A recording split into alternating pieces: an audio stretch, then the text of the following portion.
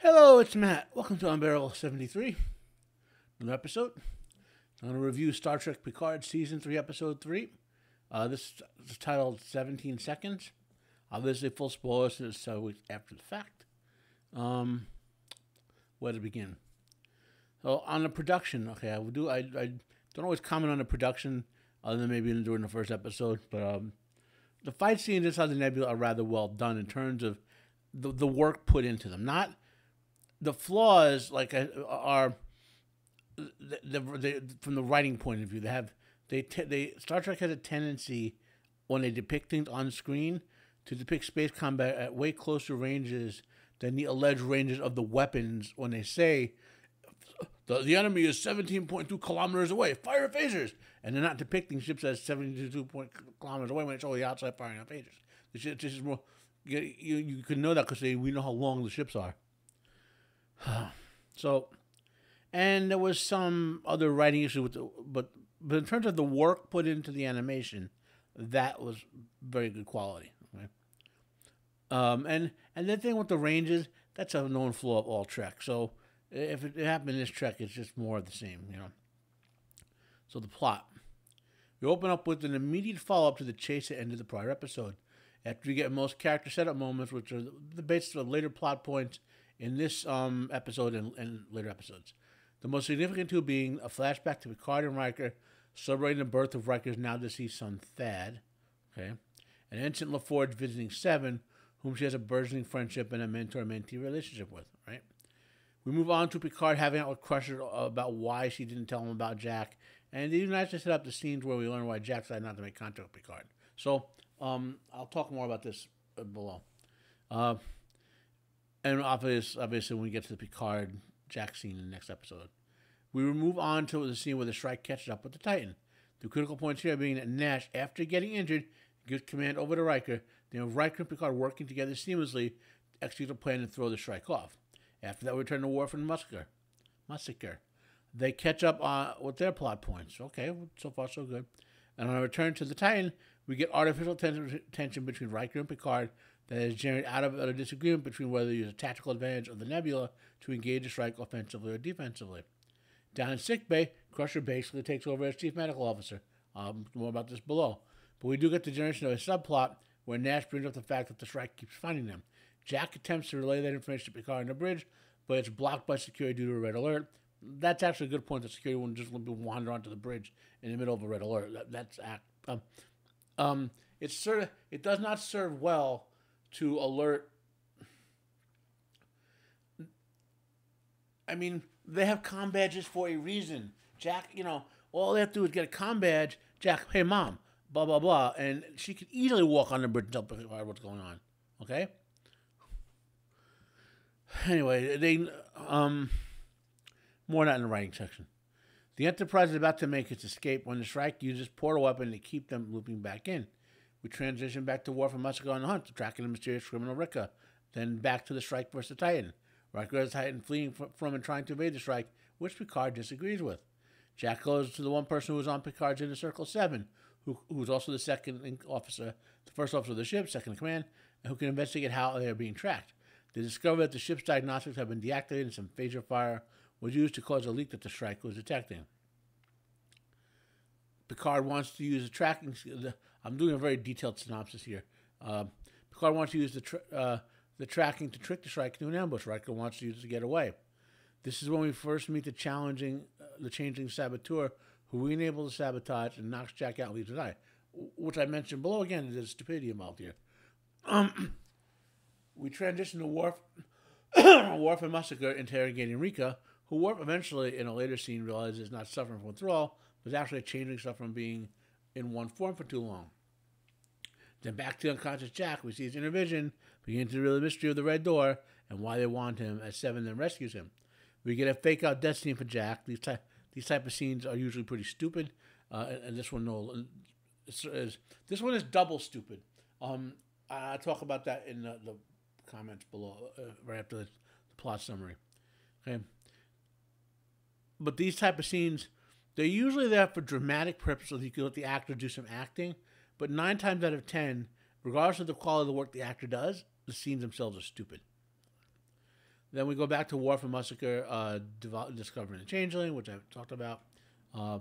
Then back to Picard and Riker. They get into the stupid argument on the bridge about the difference of thought and tactics. Jack wakes up and reveals that Changeling is aboard. Worf finishes their Changeling off, and then they partner up to find out what else was stolen from the Daystrom station. After more challenging sabotage, Riker is forced to engage without tactical advantage. The strike, an innovative use of the portal gun, basically caused the Titan to shoot itself with photon torpedoes. Remote detonate your own torpedoes before they hit you, maybe. Plus, photon torpedoes are powered weapons. Just reprogram them on the fly to shoot something else, maybe. And then Riker, or shoot your own photon torpedoes with your phasers. I don't know. And then Riker, basically, even though Picard was proven right, has Picard removed from the bridge after accusing him of killing them all. Despite the fact that Picard was by narrative the right one, right. So, what can we think about all this? Why do they bother having aliens that don't speak English, meaning what the audience hears, we don't hear them speaking, we hear them speaking alienese or whatever, if they're just going to provide the subtitles for that? What's the narrative point of using the other language? Normally, using a different language for characters is a horror mystery element. Allow an audience to learn with the other characters, learn along with the characters in the show, experiencing the story, what the dialogue is about, or it's a deep lore element designed to entice you to develop deep into Legendarium. Okay, I mean, like imagine the episode Darmok, the greatest Next Generation episode there is, in my opinion, and one of the 5 greatest Star Trek episodes. You know, the one with Picard, the alien who will speak in story, and they trap Picard in a language so they can have a story together. And I know what was funny. Imagine if they subtitled all of that. How pointlessly stupid would it have been if they subtitled everything? You know, when he was going Darnob, Janab and Tanagra at oh god, I'm not remembering now. At Tanagra, Jalal and Lalan at Tanagra or something like that. And they said 2 people are meeting at 2 strangers are meeting at a location. They said, how stupid would that have been in the episode? Right? And that's the basic what they're doing here when they have these aliens speaking an alienese language, whatever, and subtitling it. In another case, we have some more bad writing. So the Titan doctor engages in pointless malice towards Dr. Crusher. Okay? Pointless. First, given the level of technology, very little is likely to change in 20 years with routine treatment, as Dr. Crusher proves second later. Okay? Secondly, later scenes show that Crusher is quite conversant with modern tech and procedure, as she seems to literally take over as de facto chief medical officer. This is another example of including something in a plot which can basically be edited out, since it has no effect on the outcomes. But more to the point, to further point, we see the ship that Jack and Beverly are using. It is some sort of Starfleet vessel, like a mini. I mean, come on. I mean, she has access to similar technology on that ship, which she's capable of using. We, the audience, know this. So when we hear the chief medical officer say the BS that she says, it basically tells the chief medical officer is a moron and has been just being set up to make Beverly look good later. That's all. To look more competent than she really is. In other words, they're saying, well, it's like you like telling you can't climb the hill. You're not powerful enough. He climbs the hill, so he looks good. So then he looks good climbing the hill. You know, like in training movies with the military, where like you can't get up over that wall, boy. And when the DI says it to the trainee, and the kid just climbs the wall, and then everyone goes, yeah, you did it, man. But if the DI didn't make that comment, the dramatic moment would be less because it's just another guy climbing a wall. You know, you guys kind of understand where I'm going here. Now, I think they actually did. Move on to another scene. I think they actually did a really good scene between Picard and Crusher when Picard finally confronts that bitch about why she never told him about his son. Picard is 105% correct with every point he brings up. Beverly does have a couple of decent counterpoints in terms of the argument flow, but ultimately the tone of the scene indicates that Picard is correct. Her arguments, Beverly's, degenerate into a series of whataboutisms. You know, what about your career? What about your age? What about whatever? My question is, would be, is this Picard looking good intentional? I mean, did they actually write Picard reading the argument? Or is it just a bad woke writers thinking that they actually had her win the argument, but perhaps the actor and director of voice acting changed it, you know? Or did they accidentally come into a good scene here? Because this is arguably the best scene of the series so far, okay? In terms of writing and whatnot. So some questions for the writers. I understand the first time the Titan was surprised by the portal. That's point blank range. But why, for the second time, the Titan literally stopped moving upon leaving the portal and then shoots to fly straight at it? So I don't have it prepped. I should have it prepped. So we'll do a little live on the fly here. Live on the fly. See how fast I can do this so it looks good. I should have this prepped. I didn't even think about that. Star Trek Picard. I do have the timestamp though.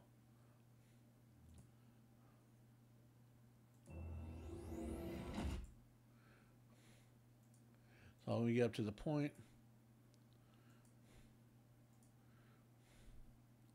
33:05. So is that 33 minutes and 5 seconds. Almost there. Okay. Now we go to OBS and we're going to capture at a video capture, window capture.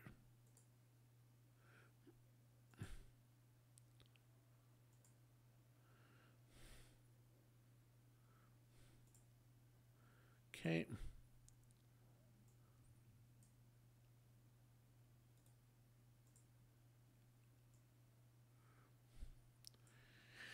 So let's watch this.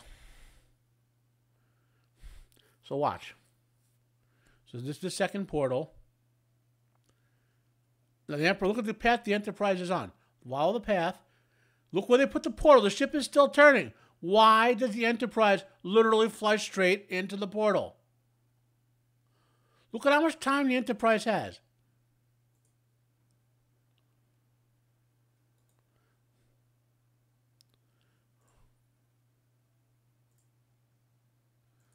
I mean, why did the Enterprise fly straight into the portal?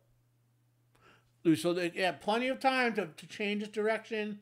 We've seen the Enterprise in another scene literally rotate like this. Like it was flying and then rotate like this and fly the other way. Why couldn't it do... While it's going, oh, the portal's open over there. Let's rotate this way and fly that way a little more and then go that way. I mean, this was a case of the writing being atrocious despite the fact the animators are trying to do good work. Okay.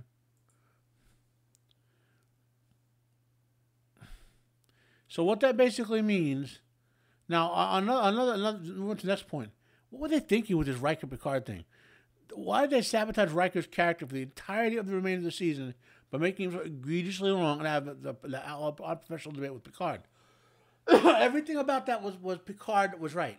And Riker respects Picard. Picard is a renowned battle genius, okay? That's been established in Star Trek, that Picard is he's a Kirk-type character. Now, Riker, despite being physically Kirk-like in terms of combat, he's not renowned as a genius the way Picard is, okay? Picard has a long history of being a captain before he even gets to the Enterprise where he's a genius, and then he's a genius in Star Trek The Next Generation and all that, okay? That's established, okay? So, Riker knows that Picard has better instinct than him on this, and yet he didn't listen to him for the entire episode. Just basically cut Riker's testicles off for the entire rest of the season. Now, also, when they say fire everything you got, doesn't that include phases, which literally should have bridged the gap faster than the portal can form? I don't know. Not that it would harm the strike, but I'm just saying. Plus, why couldn't they fire that phase at those photon torpedoes like a portal back into them? And also, did the changelings not all get the memo that about Jack being important? Was there like a meeting like at the beginning of Hill Street Blues where like all the changelings but two were there, the two that were like on the Enterprise or whatever, the Titan? Like okay everyone, well before we go out there today, see this face? This is Jack Crusher. Do not kill him under any circumstances. He's important to the plan. Right, Chief. Right, Chief. Right, Chief. All the changelings file out. Two guys file later. Did we miss anything important, boss? Nah, it's okay. Just go to your assignment on the Titan. I mean, seriously. Like they literally would have killed Jack. Okay, you would tend to leave him in a room with that poison gas and was going to kill him. Like Vedic, I imagine. Vedic, ha! We found the Enterprise. Let's beam Jack aboard, or we'll vaporize you. we can't beam Jack aboard. You're changing instant infiltrator. Killed him.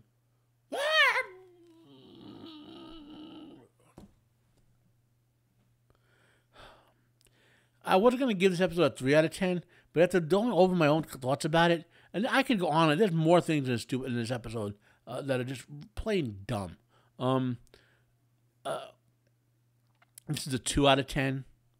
One for the pretty good production work on the graphics, and another one for that Picard Crusher scene where Picard brings it to the bitch about why she didn't bring his son to him.